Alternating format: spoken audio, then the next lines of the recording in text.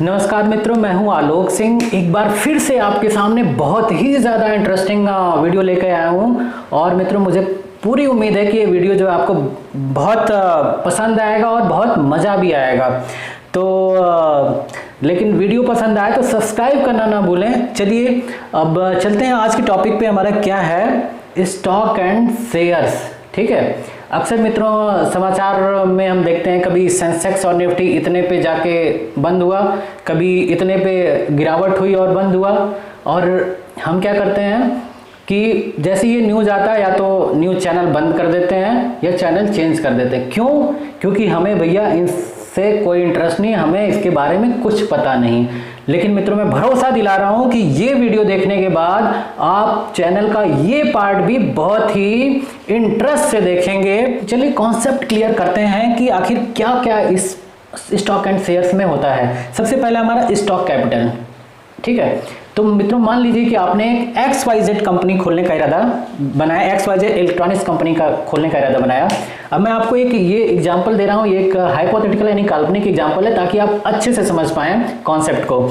इसमें मान लीजिए आपने इरादा बनाया है XYZ इलेक्ट्रॉनिक्स कंपनी खोलने का। तो मान लीजिए आपको ने सोचा कि इसमें मैं प्रेस बनाऊंगा, इसमें मैं बल्ब बनाऊंगा, LED बल्ब बनाऊंगा, दुनिया भर की चीज़ें जो भी इलेक्ट्रॉनिक्स रिलेटेड है। तो उसके लिए क्या चाहिए? आपको पैसे की जरूरत पड़ेगी। ठीक है। मान लीजिए आपको 1 लाख रुपए की जरूरत पड़ी। आपने सारा कैलकुलेट कर लिया। ठीक है, सारा कैलकुलेट कर लिया। आपको लगा कि 1 लाख रुपए में मैं कंपनी जो है शुरू कर सकता हूं। तो यही क्या हो गया हमारा stock capital. Total amount to run any company is called stock capital. तो यही स्टॉक क्या हो गया? 1 लाख हमारा स्टॉक कैपिटल हो गया। ठीक है। अब देखिए, आपको 1 लाख रुपए की जरूरत पड़ी तो आप क्या करेंगे? ठीक है। पहली ऑप्शन है आपके पास, या तो आप जाएंगे बैंक के पास, जाएंगे, कहेंगे भैया क्या करो, हमको कंपनी खोलनी और हमें लोन दे दो। बैंक कहेंगे ठीक है भैया लोन ले लीजिए। तो बैंक ने आपको लोन दे दिया। ठीक है। अब आप कंपनी आपने खोल लिया, आपकी कंपनी चलने लगी, आपको प्रॉफिट होने लगा। यहाँ तक तो बात ठीक है। लेकिन यदि कंपनी को घाटा होने लगा तो क्या होगा? आपसे बैंक पैसे मांगेगी अपने, आप नहीं दे पाएंगे। और क्या क्या करेगी बैंक? आपके धीरे धीरे एसेट जो है जब्त कर लेगी। तो क्या हुआ बैंक वाले में? क्या हुआ? एक तरफ तो ठीक है मामला, यदि फायदा होता है, लेकिन नुकसान होता है तो क्या है? खतरा है। दूसरा ऑप्शन क्या था आपके पास? डिबेंचर्स का। डिबेंचर क्या है? ऋण पत्र। ऋण पत्र आपने जारी कर दिया कि भैया ये मेरे ऋण पत्र हैं, इसको आप खरीदिए। और मान लीजिए इसको आपने 1 लाख रुपए जरूरत थी आपको, तो आपने 1000 डिबेंचर्स 1000 जो है ऋण पत्र जारी कर दिए 100 रुपए के। और बोले कि भैया ये आप खरीद लीजिए, 6 महीने या साल भर में इसके इतने रुपए दूंगा, जो भी आप और लेने वाले के बीच में तय होगा वो आप उनको दे देंगे। लेकिन फिर इसमें भी वही खतरा कि यदि कंपनी को फायदा हुआ तब तो ठीक है भैया आप लेने वाले को पैसे दे देंगे, लेकिन घाटा हुआ तो फिर क्या होगा? क्या होगा? वही जो चुपके चुपके मूवी में हुआ था, पुल के ऊपर से नदी में छलांग लगाना पड़ेगा। तो इन दोनों में जो है समस्या आई। इन समस्या से निपटने के लिए ही तीसरा कॉन्सेप्ट आया। क्या आया? शेयर्स का। क्या आया? शेयर्स का। ठीक है। तो चलिए जानते हैं ये शेयर के कॉन्सेप्ट में क्या आया। शेयर्स कॉन्सेप्ट में आया कि हमने क्या किया, टोटल जो कैपिटल थी उसको छोटे छोटे यूनिट्स में डिवाइड कर दिया। मान लीजिए 1 लाख कैपिटल थी आपकी। ठीक है, 1 लाख कैपिटल थी, इसको हमने जो है 1000 पार्ट में डिवाइड कर दिया। 1000 पार्ट में डिवाइड कर दिया तो एक पार्ट की कीमत क्या हो गई? 100 रुपए। यही हमारा एक शेयर कहलाएगा। ठीक है, यही हमारा एक शेयर। यानी यदि टोटल कैपिटल को हम डिवाइड कर दें छोटे छोटे पार्ट्स में, नंबर ऑफ यूनिट्स में, तो उसी को क्या कहेंगे? हम शेयर कहेंगे। ठीक है। तो एक शेयर की प्राइस हमारी 100 रुपए होगी। हम यानी क्या किया हमने? कंपनी के 1000 शेयर 100 रुपए के बना दिए। ठीक है। अब इस शेयर में देखिए फायदा क्या हुआ। शेयर में फायदा क्या हुआ कि हमने बोला कि भैया 1000 शेयर हैं हमारे, इसको जो भी लेना चाहे ले ले, और इसमें लेना चाहे ले ले। इसमें लेकिन कंडीशन क्या होगी? यदि फायदा होगा तो मैं आपको फायदा दूंगा, लेकिन यदि नुकसान हुआ तो आपको नुकसान की भरपाई भी आप ही करेंगे। कैसे करेंगे? मान लीजिए ये देखिए, यदि मान लीजिए 100 रुपये पे आपने खरीदा, मान लीजिए यदि 100 रुपये कीमत हो गई 105 रुपये, ठीक है, तो आपको क्या होगा, पर शेयर 5 रुपये का फायदा होगा। और यदि मान लीजिए यही 95 हो गई तो पर शेयर जो है आपको 5 रुपये का नुकसान होगा। तो यानी शेयर के कॉन्सेप्ट में क्या हुआ, ये जो रिस्क था घाटे वाला वो हट गया कि भैया चाहे मैं मेरी कंपनी घाटे में जाए चाहे फायदा में जाए, मैं मेरे लिए थोड़ा सा कंफर्टेबल है कि जो इसके शेयर होल्डर हैं वो अपना थोड़ा इसको झेलेंगे। ठीक है, ये हो गया शेयर। ठीक है, अब आगे चलते हैं, क्या है डिविडेंड। डिविडेंड डिविडेंड डिविडेंड क्या है कि आपके कंपनी के जो है शेयर होल्डर होंगे, जो शेयर खरीदते हैं उन्हें क्या कहते हैं, शेयर होल्डर कहते हैं। तो जो शेयर होल्डर्स हैं, आपने सोचा कि भैया हमारे इतने शेयर होल्डर हैं, आपकी कंपनी को मान लीजिए कुछ फ़ायदा होने लगा, साल भर में मान लीजिए 1 लाख रुपए आपसे शुरू किया आपने, आपको 50,000 रुपये का फ़ायदा हो गया। तो आपने सोचा कि भैया ये जो शेयर होल्डर है हमारे, ये हमारे मुश्किल वक्त में हमारे साथ रहे हैं, जब कंपनी को इस्टेब्लिश करना था तब इन्होंने हमारा साथ दिया, चलो इनको कुछ फ़ायदा दे देते हैं। तो उस 50,000 को आपने क्या किया, कुछ रेशियो बनाकर सब सारे शेयर होल्डर्स को दे दिया। जैसे मान लीजिए कि जो भी आपका प्रॉफिट हुआ उसको कैलकुलेट करने के बाद मान लीजिए कि 2 रुपये पर शेयर आपने अनाउंस कर दिया कि 2 रुपये पर शेयर में डिविडेंड दूंगा। तो यदि 10 शेयर ले रखा होगा तो उसके अकाउंट में कितना जाएगा, 20 रुपये ये डिविडेंड चला जाएगा। इसी हिसाब से यदि जिस हिसाब से आप शेयर लेंगे और जिस हिसाब से अनाउंस होगा उसी हिसाब से आपके अकाउंट में डिविडेंड पैसे आ जाएंगे। यानी डिविडेंड क्या हुआ, ये एक रिवार्ड है, एक क्या है, रिवार्ड है कंपनी की तरफ से उसके शेयर होल्डर को। ठीक है, ये हो गया डिविडेंड का कॉन्सेप्ट। चलिए जानते हैं कि फेस वैल्यू क्या है। क्या है फेस वैल्यू? फेस वैल्यू क्या है मित्रों, जब कंपनी आपने शुरू में जब लॉन्च किया, आपने लॉन्च करने के लिए क्या किया कि आपने कैपिटल को छोटे छोटे शेयर्स में डिवाइड किया। कितने शेयर्स आपने बनाए, 1000 शेयर बनाए, कितने के, 100 रुपए के, 100 रुपीज़ के 1000 शेयर बनाए। तो ये जो इनिशियल वैल्यू आपने दी एक शेयर की, इनिशियल वैल्यू ऑफ शेयर जो 100 रुपए की दी, यही क्या हो गया हमारा फेस वैल्यू। ठीक है, यही क्या हो जाएगी, हमारी फेस वैल्यू कहलाएगी। ठीक है, अब दूसरा नेक्स्ट चलते हैं, क्या है मार्केट वैल्यू। क्या है मार्केट वैल्यू।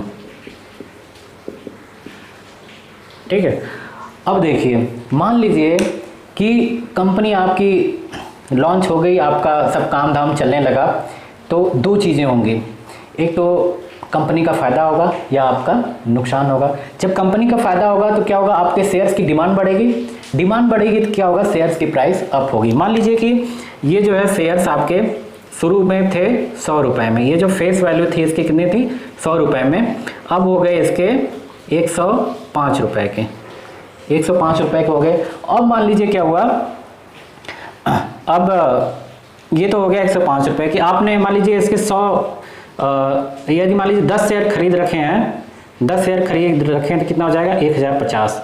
तो इसके आपके शुरू में कितने थे, 1000, आपने 100 रुपये के रेट के हिसाब से यदि 10 शेयर खरीदे थे तो 1000 रुपये थे। अब यदि 105 रुपये हो गए तो कितना हो जाएगा, 1050, यानी 50 रुपये का फायदा हो जाएगा।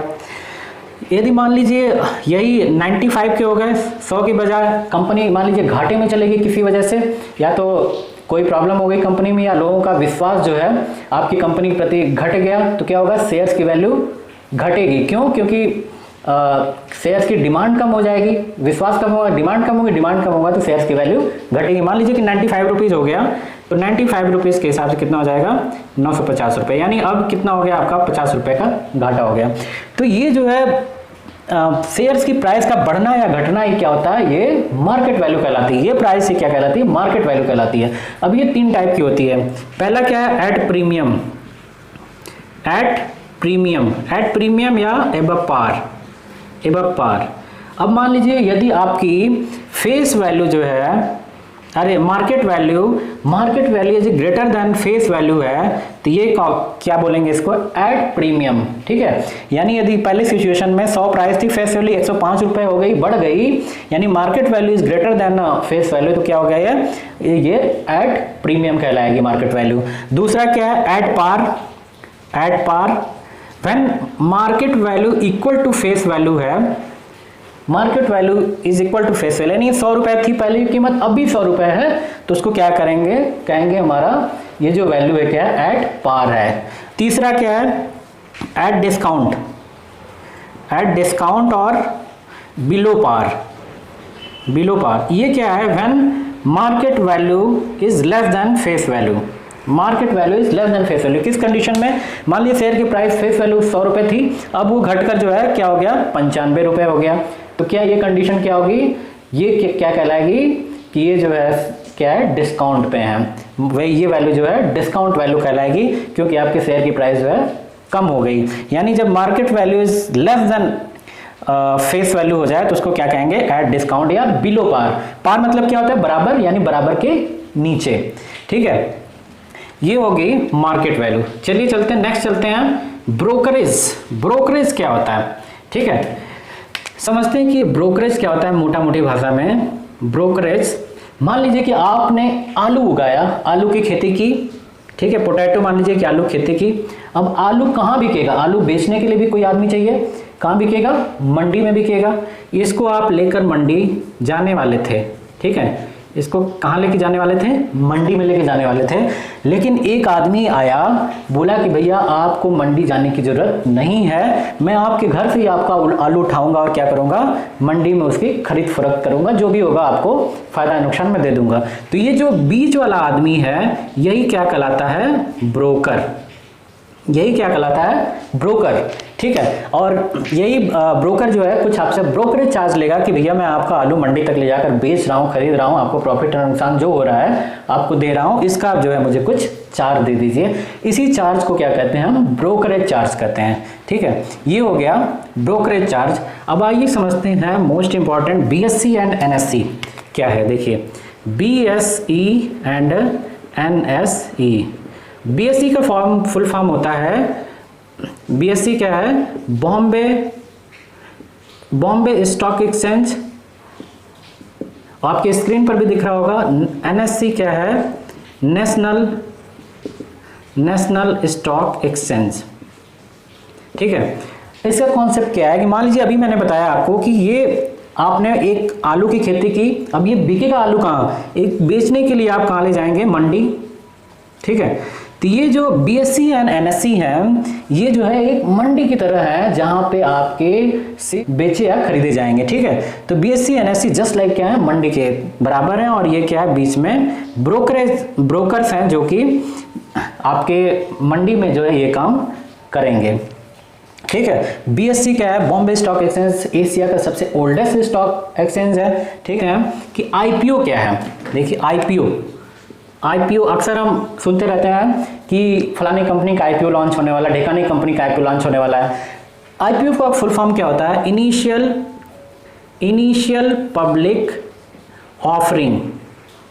ठीक है, अब ये क्या है भैया, इनिशियल पब्लिक ऑफरिंग। देखिए, जब आपने कंपनी खोलने का इरादा किया, आपने शेयर्स भी बना लिए, तो आप कहाँ गए, स्टॉक एक्सचेंजेस के पास कि भैया मैं अब जो है कंपनी बनाना चाहता हूँ, ये मेरे स्टॉक कैपिटल है, ये मेरे शेयर्स हैं, अब मेरा शेयर जो है आप पब्लिक के लिए जो है लिस्ट कर दो, ताकि पब्लिक वहाँ से खरीद या फरोख्त कर सके।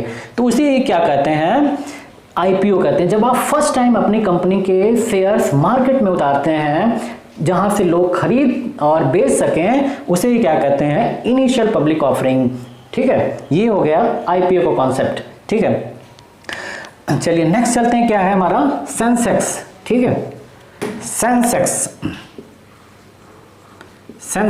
देखिए अक्सर हम न्यूज में यही सुनते हैं, सेंसेक्स इतना ऊपर जा रहा है, नीचे जा रहा है। सेंसेक्स क्या है, ये बॉम्बे स्टॉक एक्सचेंज की टॉप जो है 30 कंपनीज लिस्ट होगी। जैसे ही आप आईपीओ के लिए जाते हैं तो आपकी कंपनी लिस्ट होती है, तो जो टॉप 30 कंपनीज होती हैं उनका जो है कुछ डेटा लेकर एक इंडेक्स तैयार किया जाता है क्या तैयार किया जाता है? इंडेक्स, कितने कंपनीज का? टॉप 30 कंपनीज का इंडेक्स तैयार किया जाता है, उसे ही क्या कहते हैं? हम सेंसेक्स कहते हैं। इसी उन्हीं कंपनीज के डाटा के हिसाब से जो बाकी कंपनीज हैं लिस्ट में नीचे की तरफ, हम मोटा मोटी उनके बारे में भी आइडिया लगा लेते हैं। यानी सेंसेक्स ऊपर जाता है कभी तो हम क्या आइडिया लगाते हैं कि हमारी कंपनीज अच्छा काम कर रही हैं, अच्छा प्रॉफिट हो रहा है, बाकी कंपनीज के लिए भी हम वही आइडिया लगा लेते हैं। ठीक है, सेंसेक्स हो गया। निफ्टी 50 क्या है? निफ्टी 50 क्या है? अब देखिए निफ्टी सेंसेक्स क्या था? बॉम्बे स्टॉक एक्सचेंज की टॉप 30 कंपनीज के लिए था। निफ्टी में क्या है? नेशनल स्टॉक एक्सचेंज, इन दोनों की जो ऑफिस है वो मुंबई में है। तो निफ्टी में जो ये अपना एनएससी है, नेशनल स्टॉक है, इसके ये जो है टॉप 50 कंपनीज, टॉप 50 कंपनीज जो होंगी इसकी, उसका डेटा कलेक्ट करके उस पे जो इंडेक्स तैयार करेगा उसे ही क्या कहते हैं? हम निफ्टी 50 कहते हैं। ठीक है, ये हो गया हमारा सेंसेक्स एंड निफ्टी। ठीक है, ये मित्रों मोटा मोटी कॉन्सेप्ट मैंने आपको समझाने की कोशिश की और मुझे उम्मीद है कि आपको समझ में आया होगा। और ये कॉन्सेप्ट और वीडियो बनाने में हमारा सहयोग दिया है finance expert mister Pradeep Yadav. Thank you Pradeep for giving us great help in creating this informative video. हम जो है एक बार और कुछ अच्छी इन्फॉर्मेशन ले आएंगे और अपने व्यूवर्स तक पहुंचाएंगे। Thank you. प्लीज़ आप वीडियो सब्सक्राइब करना ना भूलें। Once again thank you.